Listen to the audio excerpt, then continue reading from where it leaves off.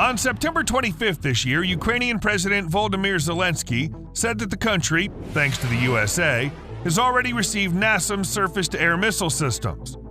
Earlier, the Pentagon announced that Ukraine would receive the first 2 batteries of NASAMS surface-to-air missile systems within the next 2 months. In this video, we'll talk about this surface-to-air missile system and try to understand how it will affect the Russian-Ukrainian war.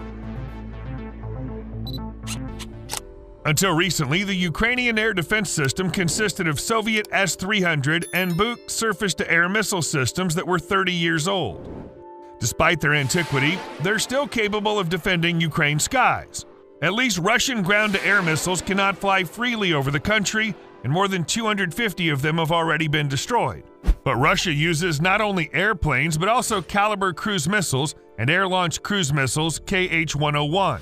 This is not counting the Iskander operational tactical missiles and the Kinzhal hypersonic missiles. In this case, it's the antiquity of the Ukrainian air defense.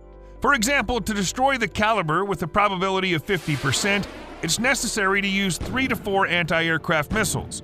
In addition, these anti-aircraft missiles are running out, and there's simply no place to buy new ones. So the need for modern anti-aircraft missile systems in Ukraine is enormous. And here's the first swallow: the complex's NASAMS. It's a weapon of a principally different level. These systems were created by Europeans for themselves and their network-centric warfare concept. NASAMS stands for the Norwegian Advanced Surface-to-Air Missile System. It was created by the Norwegian defense company Kongsberg Defence and Aerospace and the American giant Raytheon. As already noted, the Europeans made the system with their specifics in mind.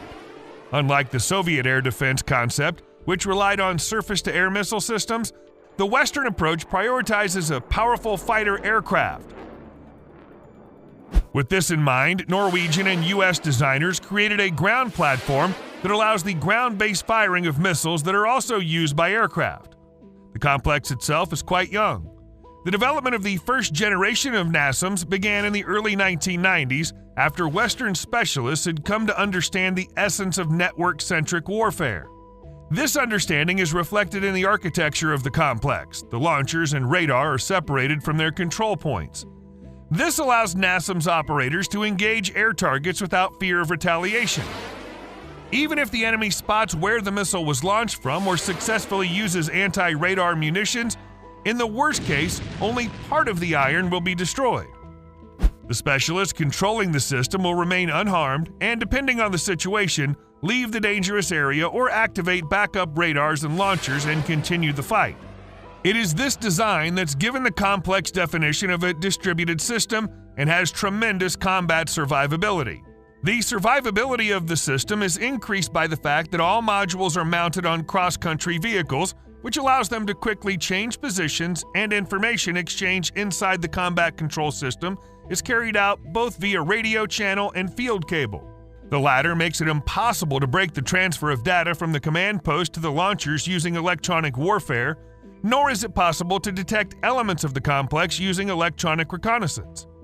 The complex has not only radars but also an optoelectronic tracking station, which also allows it to wait for the target without giving away its presence.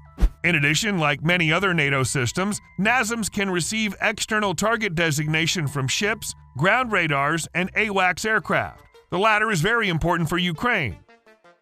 With Russia's total air and missile superiority, the Ukrainian air defense system can only operate in ambush mode. That is, NATO AWACS aircraft flying continuously along the perimeter of Ukraine provide detection of Russian planes and missiles. They transmit to the Ukrainian air defense system the coordinates and time of the entry of the Russian target into the zone of its defeat. All Ukrainians have to do is briefly turn on the radar of their air defense missile system at a given time, lock onto the target, aim an anti-aircraft missile at it, and destroy it. This takes only 1 or 2 minutes.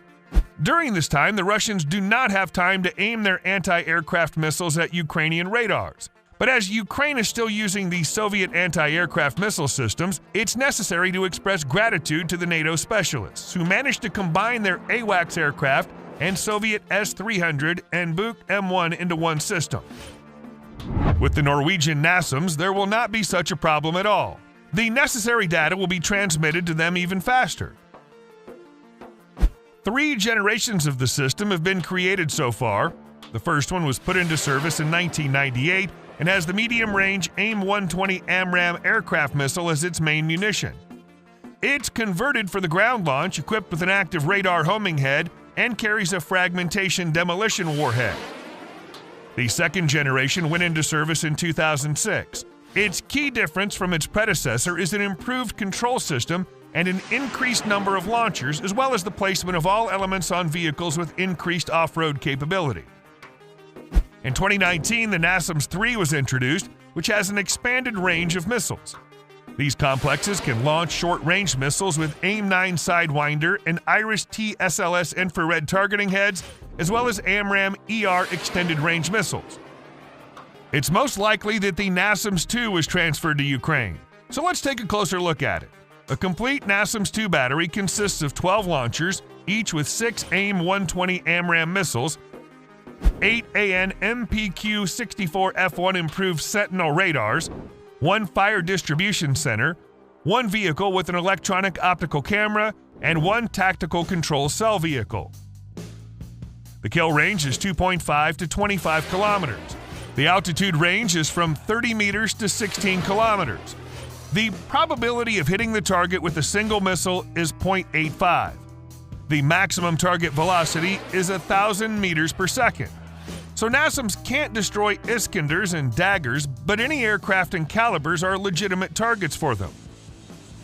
Now let's talk about the impact of this surface-to-air missile system on the course of the Russian-Ukrainian conflict. At first glance, it'd seem, what can 2 surface-to-air missile systems do in a theater of war over 2,000 kilometers long? That's more than the distance from New York to Miami, and equal to the distance from New York to Oklahoma City or Havana. After all, before the Russian-Ukrainian war, Ukraine only had about 250 S-300 and Buk M1 launchers in its arsenal. We can safely say that at least 70% of them are destroyed. So how can 2 complexes, 24 NASAMS launchers, help? Firstly, 24 missile launchers equals 144 missiles. The probability of hitting 1 missile is 0.85. Even if not all of the 24 launchers will have time to shoot back, some of them will be destroyed by the Russians for sure. But even if the overall probability of destruction is 0.5, that's 72 Russian aircraft and cruise missiles. And that's a significant number. Second, the threat of destruction would force Russian pilots to hit targets only with long-range missiles, as is happening now.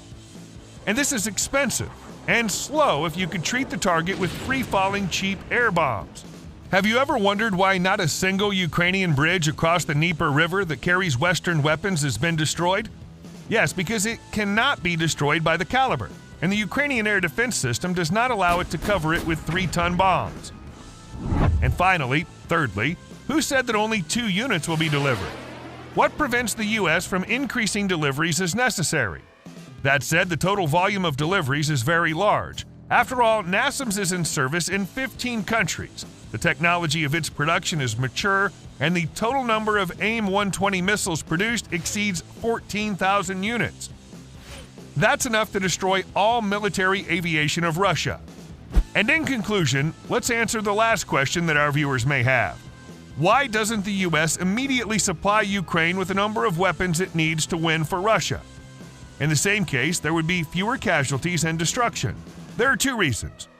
The first is that it's impossible to quickly train a large number of Ukrainian soldiers to fight with Western weapons, and most importantly, the U.S. and its Western allies are forced to supply weapons very carefully, metered, in order not to provoke the Russian bear into a sharp escalation, up to and including the use of nuclear weapons.